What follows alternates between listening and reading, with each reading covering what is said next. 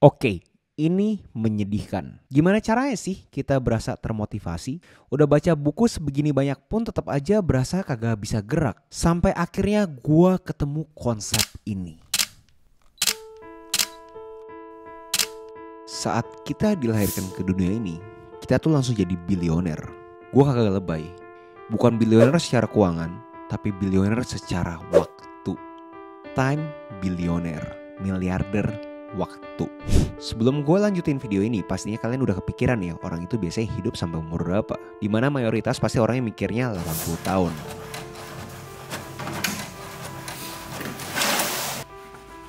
Tiap tahunnya kita menghabiskan detik sampai 31.536.000.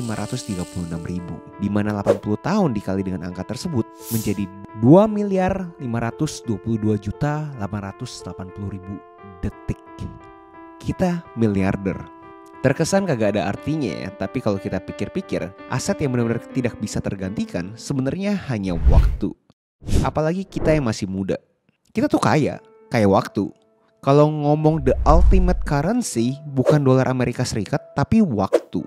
Kalau miliarder terlalu ekstrim buat kalian, kita bisa mengubah angka ini menjadi 30.000 hari. Saat gue sadar ini semua, gue berasa hari gue makin berat. Karena gue jadi tahu secara data kapan gue akan meninggalkan dunia ini.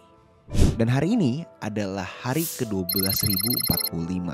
Secara statistik gue sudah melewati sepertiga dari hidup gue. Dan gue masih ya di sini-sini aja. Di saat otak overthinking gue menyerang, gue ngapain aja di hidup gue? Kagak ada kerjaan yang signifikan. Gue salah gak sih milih profesi ini? Bener gak sih gue ngambil jalan ini? Gue ngelakuin apa sih sebenarnya? Rasanya otak kayak mau meledak. Kayak gue bingung banget mau dibawa kemana arah hidup gue. Gue pengen nyari reset button tapi kagak ketemu. Secara kagak sadar, setiap hari itu gue menulis chapter di buku biografi gue. Tapi kok kayaknya bukunya kosong ya. Kayak pengen nulis tapi kayak gak ada tinta gitu. Kagak bisa nyala tintanya. Kagak ada chapter yang signifikan untuk ditulis di buku tersebut. It's nothing.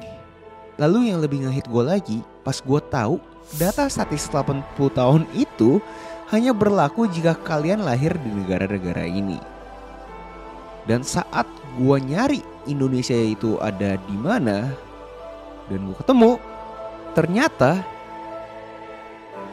gue cuma punya 25.550 hari doang.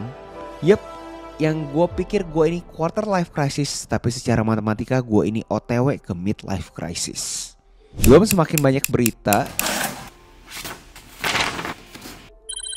ini semua akan mengurangi angka harapan hidup bagi kita yang tinggal di Jakarta.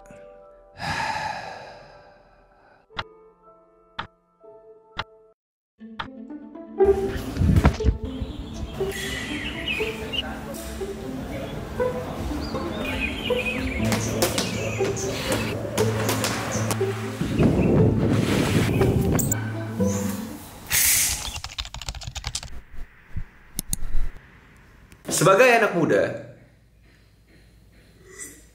pasti kita pengen cepet sukses dong. Dimana akhirnya ambisi tersebut meningkatkan performa keseharian kita. Tapi mau seberapa banyak milestone yang kita dapat, mau dari kita dapat 100.000 subscriber, 100 juta pertama, sampai klien sangat puas terhadap servisnya kita, yaitu digital marketing. Dan ada berita bagus buat kalian yang pengen mencoba performance marketing seperti ini.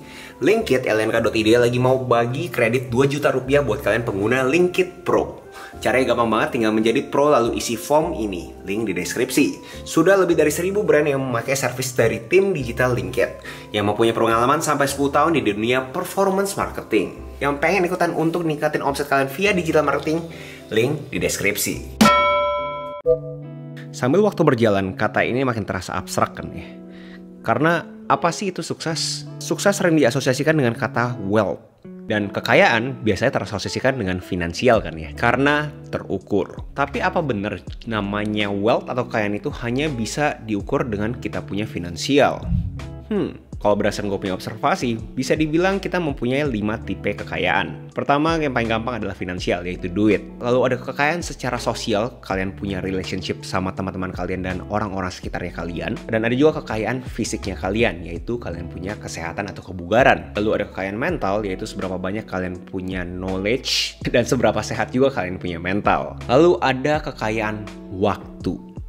Freedom. Setelah kita tahu waktu kita finite, waktu kita itu terbatas, semua orang mempunyai konteks masing-masing untuk apa sih yang mereka cari, kekayaan apa, genre apa yang mereka mau cari. Karena ini semua terbatas kan ya, secara probabilitas dan statistik kita tahu nih kapan waktu kita bisa habis. Mungkin konotasinya negatif ya, kayak seakan-akan kok malah ngomongin waktu kita kapan habis sih bro ya. Tapi kalau kita pikir dari sisi yang lebih positifnya, dengan kita tahu waktu kita terbatas, bikin kita jadi lebih fokus kan ya. Membuat kita lebih thoughtful, berpikir lebih jauh lagi terhadap pilihan kita saat kita membuang aktivitas-aktivitas kita. Waktu ini berjalan terus, dimana kita sebagai manusia mempunyai ambisi untuk jadi sukses. Dan sukses tipe apa yang kalian pengen jadiin nomor 1? Mana yang pengen kalian prioritaskan? Semua tergantungnya kalian, tidak ada benar, tidak ada salah. Tipe kekayaan apa yang kalian pilih? Apakah finansial, sosial, fisikal, mental, atau bahkan waktu? Pilihlah yang bijak karena waktu kita berjalan terus. Dan kalau misalkan ada halangan atau tantangan, jangan terlalu keras ke diri kalian sampai akhirnya kayak kalian tuh kecewa sama diri kalian. Ingat, konsisten adalah salah satu kuncinya. Kalau kalian belum mendapatkan hasil yang kalian mau, coba kalian benar-benar assess, coba nilai bagian mana yang kalian berasa tuh bisa diperbaiki lagi, bisa diimprovisasi lagi.